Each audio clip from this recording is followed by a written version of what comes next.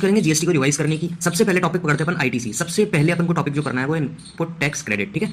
इसके अंदर है सेक्शन 16, 17 और 18, 3 सेक्शन है। मोस्ट इंपॉर्टेंट जो सेक्शन है वो 16 सेक्शन है। मैं अपनी तरफ से रीजनेबल एश्योरेंस दे देता हूँ कि ये चैप्टर का 16 सेक्शन पेपर के अंदर आने के बहुत ज़्यादा चांसेस है। फिर दूसरे नंबर पर आता है सेक्शन 17 सबसेक्शन 5 जो कि इंपॉर्टेंट है, और उसके अलावा एक बार गो थ्रू सारे सेक्शन को करना है, 16, 17, 18 को एक बार ढंग से करना है, ठीक है। जल्दी से चैप्टर शुरू करते हैं और देखते हैं कि क्या क्या है इस चैप्टर के अंदर।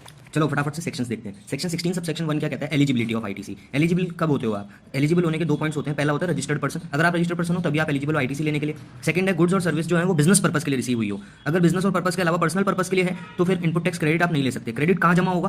क्रेडिट जमा होगा इलेक्ट्रॉनिक क्रेडिट लेजर ईसीएल के अंदर, ठीक है। फटाफट से रिवाइज कर रहे हैं। फिर अब बात करते हैं 16 सबसेक्शन 2 की। ये मोस्ट इंपॉर्टेंट है जो बताती है कंडीशंस ऑफ आईटीसी। कंडीशंस क्या है? पहली कंडीशन टैक्स पेइंग डॉक्यूमेंट। अब वो डॉक्यूमेंट क्या हो सकता है? इनवॉइस जो भी सप्लायर ने दी हो, debit note, bill of entry या फिर रिवाइज्ड इनवॉइस, ठीक है। अगर ये डॉक्यूमेंट्स हैं अपने पास तो अपन आईटीसी ले सकते हैं। और डॉक्यूमेंट्स के अंदर डिटेल्स क्या होनी चाहिए? डिटेल्स होनी चाहिए amount of tax, description of goods and services, total value of supply, GSTIN number किस किस का, सप्लायर का और रिसीवर का, और प्लेस ऑफ सप्लाई अगर इंटरस्टेट सप्लाई है तो, ठीक है। No ITC tax paid towards demand involving fraud. Important है, कभी भी आईटीसी नहीं मिलेगा अगर आपको किसी ने लाइबिलिटी जो है आपकी अराइज हो रही थी पर आपको किसी ने पकड़ लिया है। जीएसटी के डिपार्टमेंट ने अगर आपको पकड़ के पेनल्टी लगाई है ना कि यार इस चीज़ पे तो आपको टैक्स देना था, आपने दिया नहीं, आप चुपके से निकल रहे थे, तो जब आपको पकड़ लिया जाएगा तो ऐसे केस के अंदर आपको कोई भी इनपुट टैक्स क्रेडिट नहीं मिलेगा। क्रेडिट कितना ले सकते हैं? सबसे इंपॉर्टेंट चीज़ है कि क्रेडिट कितना ले सकते हैं। सबसे पहले तो इनवॉइस अपलोडेड, जितनी इनवॉइस अपलोड हुई है उसका तो आप फुल अमाउंट का क्रेडिट ले सकते हो। और दूसरी चीज़ होती है इनवॉइसेज नॉट अपलोडेड। इनवॉइसेज अगर अपलोड नहीं हुई है तो उसका 10% ऑफ इनवॉइसेज अपलोडेड, जितने इनवॉइस अपलोड हुए हैं उसका 10%, up to the extent of credit allowed. कभी भी क्रेडिट अलाउड से ज़्यादा आप क्रेडिट नहीं ले सकते हो, ठीक है।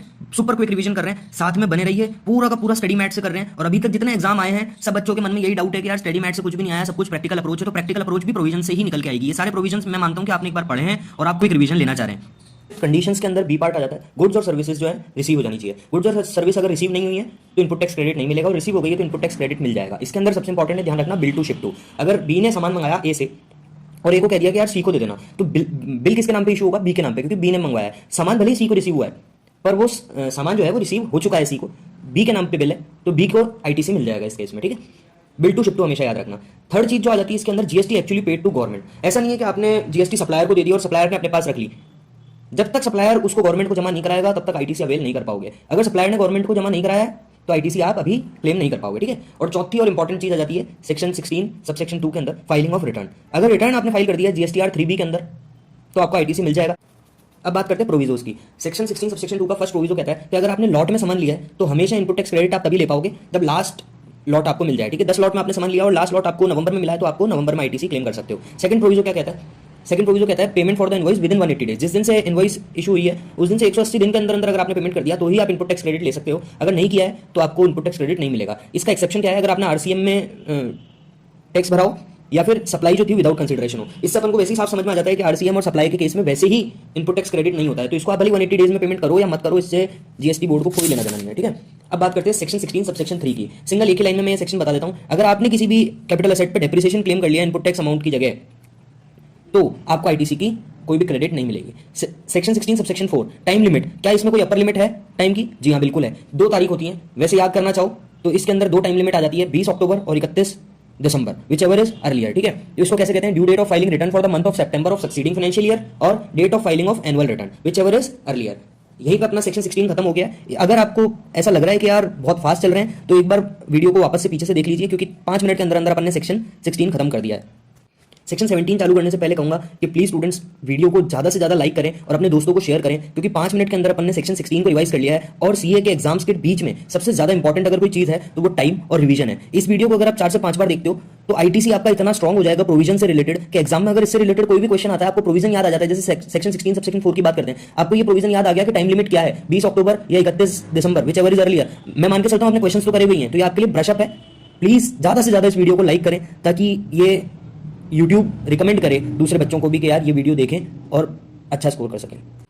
चलो फिर बिना टाइम वेस्ट किए सेक्शन 17। सेक्शन 17 बात करता है अपॉर्चनमेंट ऑफ क्रेडिट की और ब्लॉक्ड क्रेडिट की। कहाँ पे क्रेडिट को बांटा जा सकता है या फिर कौन कौन सा क्रेडिट ब्लॉक्ड है। बात करते हैं सेक्शन 17 सबसेक्शन 1 की, partly business partly other purpose. अगर कोई भी आपने सर्विस या गुड्स लिया है फॉर द बिजनेस पर्पस आपको आईटीसी मिल जाएगा, अदर पर्पस आपको आईटीसी नहीं मिलेगा। सेक्शन 17 सबसेक्शन 2 की बात करते हैं, partly taxable supply, partly for exam supply. भाई देखो, रजिस्टर्ड पर्सन है, टैक्सेबल और जीरो रेटेड सप्लाई है, इसके तो आप आईटीसी ले सकते हो, और अगर सप्लाई एग्जाम्प्ट है तो कोई आईटीसी नहीं ले पाओगे। वैल्यू ऑफ एग्जाम सप्लाई, भाई RCM, transaction in securities, sale of land और बिल्डिंग को सप्लाई नहीं मानेंगे। जब सप्लाई नहीं मानेंगे तो आईटीसी का सवाल ही नहीं उठता। सबसेक्शन 4 की बात करते हैं, बैंकिंग कंपनी की बात हो रही है और फाइनेंशियल इंस्टीट्यूशन की बात हो रही है, यानी ये सेक्शन जो है बिल्कुल सेंट्रिक है एक इंडस्ट्री के ऊपर। अब इसमें क्या होता है, इंटरनल ब्रांच से अगर जो भी ट्रांजैक्शन कर रहे हो तो 100% उसका आईटीसी ले सकते हो, और अदरवाइज ब्लॉक्ड वाले हटाने के बाद जो भी अमाउंट बच जाता है उसका आप आईटीसी ले सकोगे। Section 17 subsection 5 most important for the point of view of exam. ठीक है, बात करते हैं ब्लॉक्ड क्रेडिट की। अगर आपने गाड़ी ली है यानी व्हीकल लिया है ट्रांसपोर्टेशन ऑफ गुड्स के लिए, तो आपको इसमें आईटीसी मिल जाएगा। और ट्रांसपोर्टेशन ऑफ पर्सन के लिए लिया है तो आपको सबसे पहले चेक करना है सिटिंग कैपेसिटी। सिटिंग कैपेसिटी 13 से कम है इंक्लूडिंग ड्राइवर, अगर कम है 13 से तो देखना है कि ये गाड़ी किस लिए लिया आपने, आगे सेल करने के लिए लिया, बिजनेस पर्पस के लिए लिया, तो आप आईटीसी क्लेम कर सकते हो। टैक्सेबल सप्लाई करने के लिए लिया, जैसे पैसेंजर्स को लाने ले जाने के लिए लिया, उनसे आप टिकट लोगे, टिकट पे जीएसटी कलेक्ट करोगे तो आप आईटीसी ले सकते हो। कोई सी भी टैक्सेबल सर्विस आप उससे दे रहे हो तो आप आईटीसी ले सकते हो। और पर्सनल पर्पस, मान लो अपने मैनेजर के लिए गाड़ी ले ली, उसको बोला कि यार इसमें आया जाया कर, हमको अच्छा नहीं लगता, हमारा मैनेजर ऐसा आता है, तो ऐसा नहीं है कि उस पर आपको इनपुट टैक्स का क्रेडिट मिलेगा। इस चीज में आपका इनपुट टैक्स क्रेडिट जो होगा ब्लॉक हो जाएगा। फिर बात करते हैं एयरक्राफ्ट की, सेम है गाड़ी के जैसा, बस सिटिंग कैपेसिटी का लफड़ा नहीं है, अदरवाइज सेम प्रोविजन है। फिर बात करते हैं जनरल इंश्योरेंस सर्विसेज और रिपेयर एंड मेंटेनेंस की। तो ये जो ए और बी में अपन ने पढ़ा ना गाड़ी और एयरक्राफ्ट के बारे में, अगर कोई स्पेसिफाइड पर्पस के लिए इनके ऊपर इंश्योरेंस और सर्विसिंग और आरएनएम हुआ है तो आईटीसी आप ले सकते हो, जिसमें आपने इंश्योरेंस का पैसा भरा है उसका जो भी जीएसटी बनता है उसका आईटीसी आप ले सकते हो। और received by taxable person engaged in manufacturing of गाड़ी या फिर एयरक्राफ्ट, या फिर in supply of general insurance, repair and maintenance and services of गाड़ी और एयरक्राफ्ट, तो इन दोनों केसेस में आईटीसी मिल जाएगा। इसके अलावा कोई भी केस बन के आ रहा है तो आईटीसी नहीं ले पाओगे। अब बात करते हैं और किस किस चीज पे आप आईटीसी क्लेम नहीं कर पाओगे। Food and beverages, cosmetic and plastic surgery अगर आपने कराई है, हेल्थ सर्विस ली है, ब्यूटी ट्रीटमेंट करवाया, लीज रेंट हायर के लिए आपने एबीसी में जो अपन ने आगे चीजें पढ़ी, जनरल इंश्योरेंस लिया है, गाड़ी ली है या एयरक्राफ्ट लिया है, लीज रेंट और हायर इनको अगर किया है तो, और लाइफ इंश्योरेंस और हेल्थ इंश्योरेंस। बेसिकली देखा जाए ना तो इसको मोटा मोटी तौर पे अपन देखेंगे ना तो food and beverages, cosmetic and plastic surgery या बिजनेस की तो हो नहीं सकती है, बिजनेस पर्पस के लिए हो नहीं सकती है, तो ऐसी चीजें बेसिकली जो बिजनेस पर्पस के लिए नहीं हो। इसमें थर्ड पढ़ते हैं गुड्स सर्विसेज और बोथ, किस लिए, कंस्ट्रक्शन के लिए, किसके, इमूवेबल प्रॉपर्टी के लिए, प्लांट एंड मशीनरी के अलावा तो क्रेडिट नहीं मिलेगा, बिजनेस पर्पस हो चाहे पर्सनल पर्पस हो, हटा दो। चौथी बात पढ़ लेते हैं works contract service, construction of immovable property, इसमें भी आपको आईटीसी नहीं मिलेगा। फिर टैक्स पे किया है आपने कंपोजिशन लेवी, मतलब अंडर सेक्शन 10 वालों को, तो आईटीसी नहीं मिलेगा। नॉन रेजिडेंशियल टैक्सेबल पर्सन को आईटीसी नहीं मिलेगा।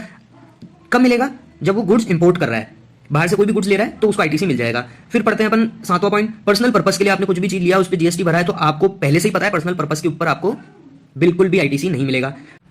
फिर आपने गुड्स लिए जिन पे जीएसटी भरा, या तो वो चोरी हो गए या डिस्ट्रॉय हो गए या फिर आपने उनको डिस्पोज कर दिया किस तरीके से, किसी को गिफ्ट दे दिया, फ्री सैंपल में बांट दिया, तो ऐसे सिनेरियो में भी आप आईटीसी क्लेम नहीं कर पाओगे। और last but not the least, अगर आप किसी फ्रॉड में पाए गए हैं फिर आपने जीएसटी भरा है, ये अपन पहले पढ़ चुके हैं सेक्शन 16 में, कमेंट करके जरूर बताना कि सेक्शन 16 सबसेक्शन कौन से का क्या पार्ट था, ठीक है। अगर फ्रॉड में पकड़े गए फिर आपने जीएसटी भरा है तो आपको इस चीज का भी इनपुट टैक्स क्रेडिट नहीं मिलेगा। यहां खत्म हो जाता है अपना सेक्शन 17। सेक्शन 18 जो है वो ज़्यादा इंपॉर्टेंट नहीं है एग्जाम पॉइंट ऑफ व्यू से, तो उसके लिए आप इस वीडियो पे टाइम वेस्ट मत कीजिए।